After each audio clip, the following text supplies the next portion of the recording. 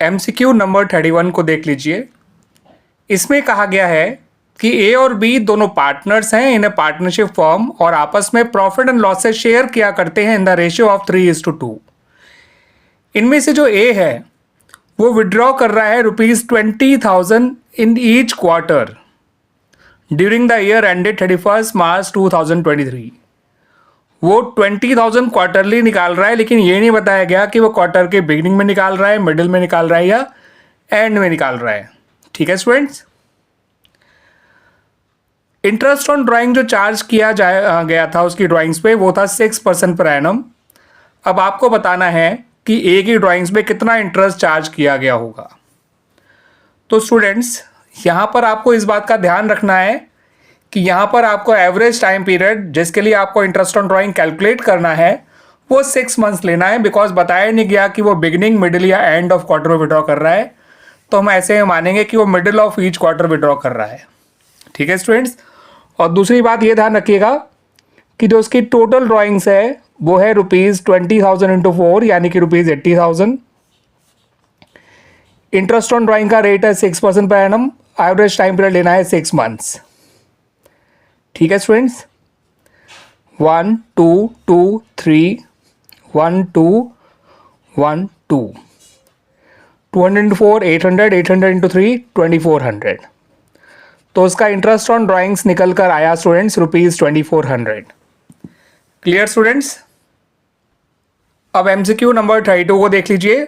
ए और बी दोनों पार्टनर्स हैं इन अ फर्म। उन्होंने सी को नया पार्टनर बनाया 1/3 शेयर के लिए, जो कि उसने ए से ही एक्वायर किया है। सी ने अपना ये पूरा 1/3 शेयर ए से ही एक्वायर किया है। आपको सिंपली ए का नया प्रॉफिट शेयर बताना है। तो स्टूडेंट्स यहाँ पर ए और बी का पुराना प्रॉफिट शेयरिंग रेशियो भी नहीं दे रखा, तो टेक इट एज इक्वल। अब ए का पुराना शेयर हाफ है, उसमें से उसने 1/3 तो सी को दे दिया, तो ए का बचा हुआ शेयर आ गया स्टूडेंट्स केवल 1/6, जो कि हमारे ऑप्शन नंबर डी से मैच करता है। ठीक है students, now come to MCQ number 33। यहाँ पर आपको 3 पार्टनर्स दे रखे हैं P, Q एंड R। फिर आपको बताया गया कि 31 मार्च 2022 को आर की डेथ हो गई और आर का सारा शेयर पी ने एक्वायर कर लिया। अब पी का नया प्रॉफिट शेयर आपको बताना है। तो फिर से स्टूडेंट यहाँ पर पार्टनर्स का पुराना प्रॉफिट शेयरिंग रेशियो नहीं दे रखा, टेक इट एज इक्वल।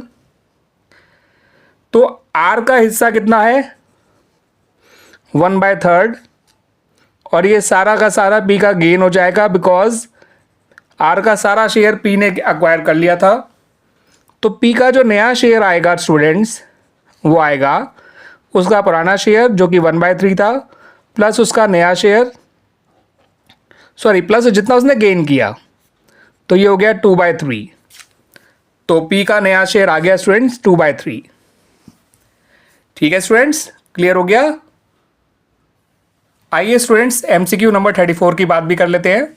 यहां बताया गया है कि जो पार्टनर हैं बी और डी है, ये स्टूडेंट्स बी और डी ये 2 पार्टनर्स हैं। According to the partnership provisions या partnership deed, according to the partnership deed interest on B's capital जो है वो कैलकुलेट की गई ₹4,000। तो आपको इंटरेस्ट ऑन बीज कैपिटल आपको खुद निकाल के इन्होंने दे रखी है फॉर द ईयर एंडेड 31 मार्च 2022। फिर आपको यहाँ पर नेसेसरी जर्नल एंट्री बतानी है for transferring interest on B's capital to P&L appropriation account. ठीक है यार स्टूडेंट्स, तो आपको इंटरेस्ट ऑन बीज कैपिटल को profit and loss appropriation account में ट्रांसफर करने की जर्नल एंट्री को पहचानना है। यहाँ पर आपको 4 एंट्रीज दे रखी हैं, इनमें से आपको सही एंट्री को टिक करना है। तो एंट्री नंबर ए है P&L appropriation account debit to B's capital account. ठीक है स्टूडेंट्स, और बी है आपका P&L appropriation account debit to interest on B's capital account. तीसरी एंट्री है interest on B's capital account debit to P&L appropriation account, और last है P&L appropriation account debit to B's current account. तो students मैं आपको interest on capital से related दोनों entries बता देता हूँ जो बनाई जाती हैं आमतौर पे। एक उसको चार्ज करने की और दूसरा उसको P&L अप्रोप्रिएशन में ट्रांसफर करने की। फिर आप अपने आप ही सही एंट्री पहचान लीजिएगा।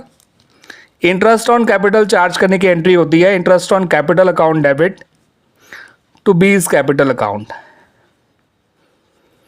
आप यहाँ पे interest on B's capital account भी लिख सकते हैं, interest on B's capital account debit to B's capital account. ये एंट्री हो गई चार्ज करने की। और इसे पी&एल प्रॉप में ट्रांसफर करने की एंट्री होती है P and L appropriation account debit to interest on B's capital account. तो आप स्टूडेंट खुद देख सकते हैं जो ट्रांसफर करने की एंट्री है पी&एल अप्रोप्रिएशन में वो ये है, पी&एल अप्रोप्रिएशन अकाउंट डेबिट हो रहा है और interest on B's capital account credit हो रहा है, और ये काम हो रहा है हमारी एंट्री नंबर बी में। तो option number B is the right answer. Clear students? MCQ number 35 को देख लीजिए। के और एल दोनों पार्टनर्स थे इन अ फर्म और उनकी पार्टनरशिप डीड प्रोवाइड करती है इंटरेस्ट ऑन पार्टनर्स ड्राइंग जो कि चार्ज किया जाएगा at the rate 12% per annum.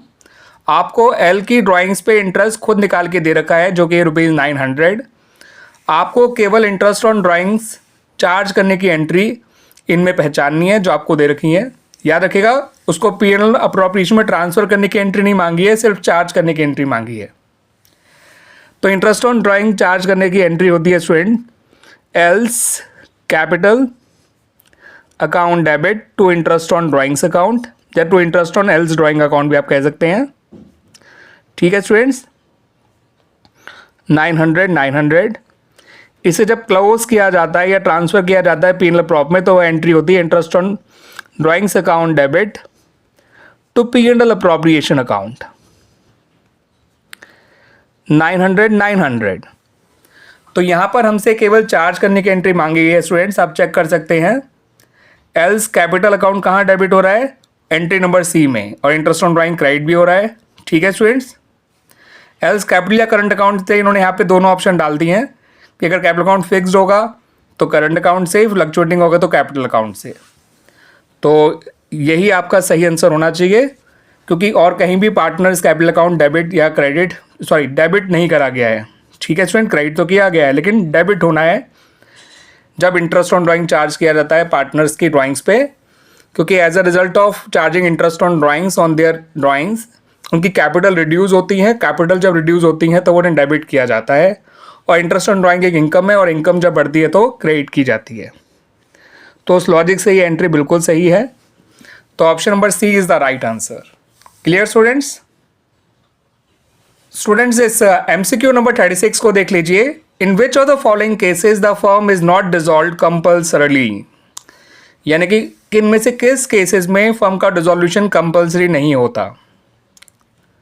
ठीक है स्टूडेंट्स, तो पहली सिचुएशन है when all but one partner became insolvent, एक पार्टनर को छोड़ के बाकी सब पार्टनर्स इंसॉल्वेंट हो गए। तो यहाँ पर स्टूडेंट्स पार्टनरशिप फर्म जो है वो कंपल्सरली डिसॉल्व हो जाती है। तो ये आंसर नहीं हो सकता, क्योंकि हमसे ये पूछा गया कि किस केस में वो कंपल्सरली डिसॉल्व नहीं होती है। तो यहाँ पर ये कंपल्सरली डिसॉल्व हुआ करती है। When the business of the firm become illegal, तो यहाँ भी जो फर्म कंपल्सरली डिसॉल्व हो जाती है अगर फर्म का बिजनेस ही इलीगल हो जाता है। तो सिचुएशन 3 है when there is a change in profit sharing ratio among the existing partners.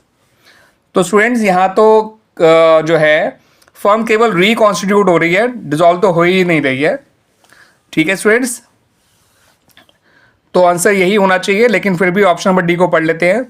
When a partner who is a citizen of a country become an alien enemy because of declaration of war with his country and India, तो अगर वो person जो partner है वो country का enemy बन जाता है बिकॉज ऑफ वॉर सिचुएशन, तो ऐसे में भी फर्म को कंपल्सरीली डिसॉल्व किया जाता है। तो ए, बी और डी में फर्म कंपल्सरीली डिसॉल्व हो रही है, सी में तो डिसॉल्व ही नहीं हो रही, कंपल्सरीली और नॉन कंपल्सरीली तो बात ही नहीं है। तो यहाँ पर आंसर होना चाहिए ऑप्शन नंबर सी।